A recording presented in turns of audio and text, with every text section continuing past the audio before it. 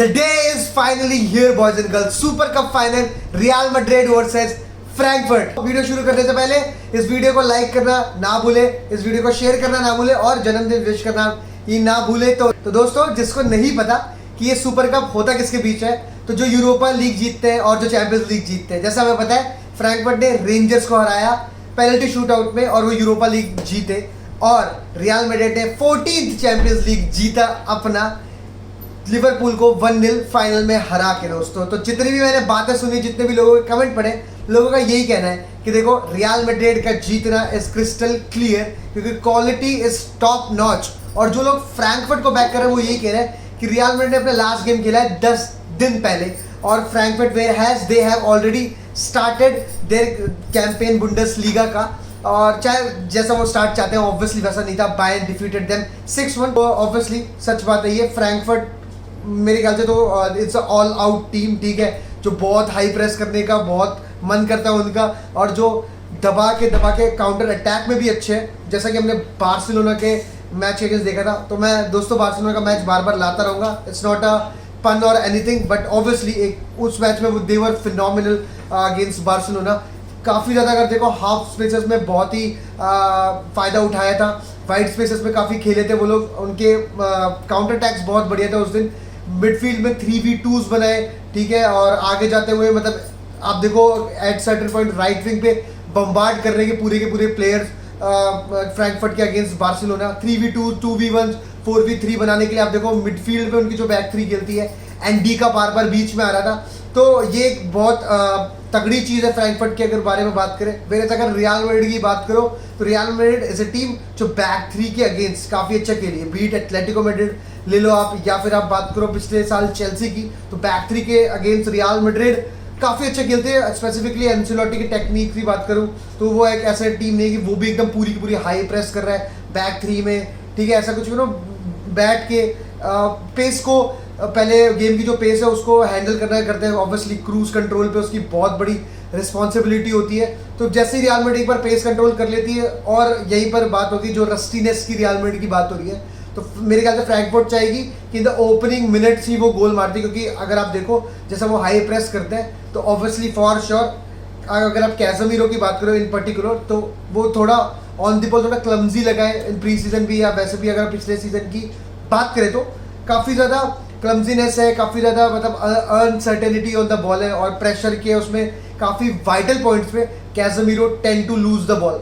तो उस चीज़ का फ़ायदा उठाने की कोशिश करेगी फ्रैंकफर्ट। लेकिन अगर आप कोई सा भी मैच देख लो, बीट बार्सिलोना देख लो, चाहे क्लब अमेरिका देख लो, एक स्टार्ट थोड़ा रियल मैड्रिड का स्लो होता है, बट स्लो हुआ था ऑब्वियसली, बट रियल मैड्रिड ने उसके बाद कमबैक करा, पेस कंट्रोल करा गेम को, और उसके बाद जो कंट्रोल, क्रूज कंट्रोल कहो या फिर आप real Madrid control on the match की बात करें, वो वाली बहुत सही चीज़ है। और मैं बार बार क्रूज का इसलिए नाम ले रहा हूँ क्योंकि एक बहुत ही हाई प्रेसिंग, थोड़ा हाई लाइन बना के खेलने वाली टीम है, तो वो लॉन्ग बॉल्स आपको दिखेंगे फैलते वेलवार्दे के ऊपर जाते हुए, या फिर आप देखो विनीशियस जूनियर के ऊपर डालते हुए दिखेंगे। और सबसे इंपॉर्टेंट न्यूज़ जो है इस टाइम पे वो यही है, कॉस्टिच यूवेंटस जा चुका है। Kostic is not going to be a part of Frankfurt की जो स्क्वाड सुपर कप आई है, तो उसकी जगह उनका नंबर 12 जो अबिदाओ है वो खेलेगा मेरे ख्याल से। तो ये एक बहुत ही बड़ी सेटबैक है, बट उसके बाद भी काफ़ी क्वालिटी ऑल अराउंड है। गोड से आ चुका है फ्रैंकफर्ट में, उनका स्ट्राइकर बहुत ही तगड़ा लीथल है।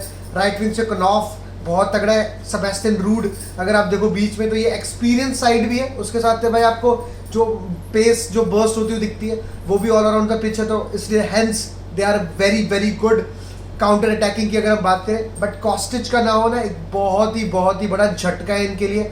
और अगर आप देखो 6-1 अगेंस्ट बायर्न की बात करो, तो बायर्न का भी जो एक अप्रोच था वो काफ़ी ज़्यादा एंसिलोटिक अप्रोच था, मतलब ऐसा भी नहीं कि वो पूरी मतलब नेक पे उनके चढ़े हुए हैं, बट फ़ायदा उठा रहे थे जहाँ पर हाफ स्पेसेस मिले, जहाँ पर अपॉर्चुनिटी मिली, लॉन्ग बॉल खेली and hitting them on counter as well.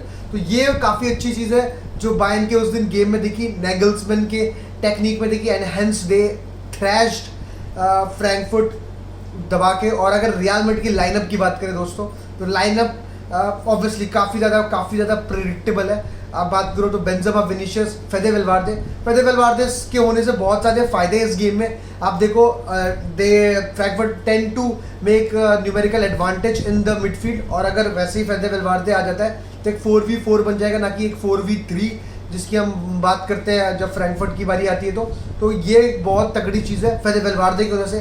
Karwal को एक ऑब्वियसली सपोर्ट है, and we have seen him making good progressive carries, progressive runs throughout. तो ये एक अच्छी चीज़ है फेदे वेलवार्दे की वजह से। डिफेंसिवली भी सॉलिड हो जाते हैं, न्यूमेरिकल एडवांटेज भी आ जाता है, और मतलब आजकल आप देखो मैं आई एम तो प्रिडिक्टिंग अ फेदे वेलवार्दे गोल, क्योंकि भाई बंदे के लास्ट में 10 में से 8 शॉट टारगेट में तो रहे लेकिन पोस्ट पे लगे। तो मैं चाहूँगा कि भगवान का हाथ उस पर है, और ये एक जन्मदिन का गिफ्ट है, तो अगर रियल मैड्रिड को मिल जाए तो बहुत ही बड़ा मज़ा आ जाए। और अगर वही है, अगर आप कैज़मीरो को अगर देखो तो अगर वो ज़्यादा सेटल नहीं होता तो we have Tchouameni as a backup, और चुआमेनी, कामाविंगा, रॉड्रिगो, एसेंसियो, तो जो और ईडन हज़ार्ड, जो हमारी fire power of the bench भी आएगी, वो भी एक बहुत बड़ा एडवांटेज है रियल मैड्रिड के लिए। क्योंकि जैसा कि बात की है कि अगर ओपनिंग हाफ में गलती से गोल मार जो अपनी 10-20 मिनट में मार देती है, तो फिर हमारे पास इनफ फायर पावर है कम बैक करने के लिए और सब कुछ करने के लिए भी। और अगर ऊपर से आप बात करो तो बैकलाइन की अगर आप बात करें तो मेरे ख्याल से रूडिगर नहीं दिखे आपको, मिलिटाओ, आल्बा, कारवाहाल और मेंडी ही दिखेंगे, और कर्टुआ इन गोल, दैट्स फॉर श्योर। और हेलसिंकी के मैदान पे ये मैच हो रहा है, तो आपको पता है जो फ्रैंकफर्ट का सपोर्ट होता है, तो यही है, दोनों टीम के फैंस आएंगे, बट आपको पूरा मैदान वाइट ही होगा, तो समझ नहीं आएगा आपको।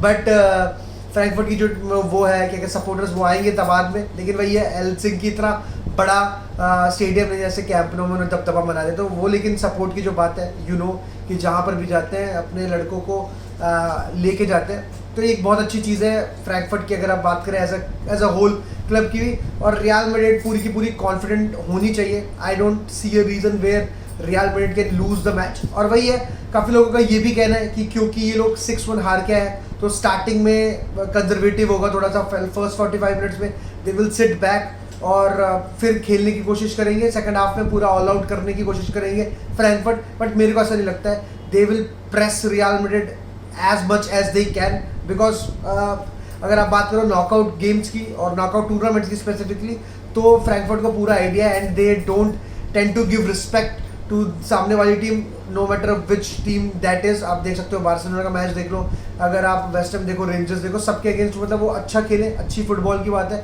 और वैसे भी अगर आप उनके पहले भी देख लो, चेल्सी, आर्सेनल के अगेंस्ट, दे हैव देयर पूरा गेम प्लान, और वो बिछाने आते हैं, तो दे डोंट हेजिस्ट और they don't tend to sit back, they will counter attack, they will high press Real Madrid. And I hope कि मतलब ऑब्वियसली जो रस्टिनेस की बातें हो रही है ये सब जल्दी से खत्म हो जाए, Real Madrid gets the game as early as possible, और फिर दबा के गेम कंट्रोल करे। And obviously you have Vinicius, you have Benzema, तो गोल गैलोर तो आप देख सकते हो शायद एक और थ्रैशिंग फ्रैंकफर्ट की, या फिर एक close match. But I am going with the 3-0 victory और 3-1, बट बिकॉज 3-1 तो आपको पता है रियल मैड्रिड का फेवरेट स्कोर लाइन है, but I will still go with 3-0। हाला मद्रिदी नाडा मास दोस्तों 11 बजे स्ट्रीम करेंगे हम। पहले बर्थडे की थोड़ी वो लोगों ने कहा है कि पहले करते हैं, तो फिर उसके बाद मैच की बात होगी। तो लाइनअप तो हमें पता ही है अभी कि क्या होने वाला है, तो इसी के साथ मिलते हैं रात में 11 बजे। हाला मद्रिद इनाडा मास, और गिव अवे भी होगा आज, तो बाय बाय।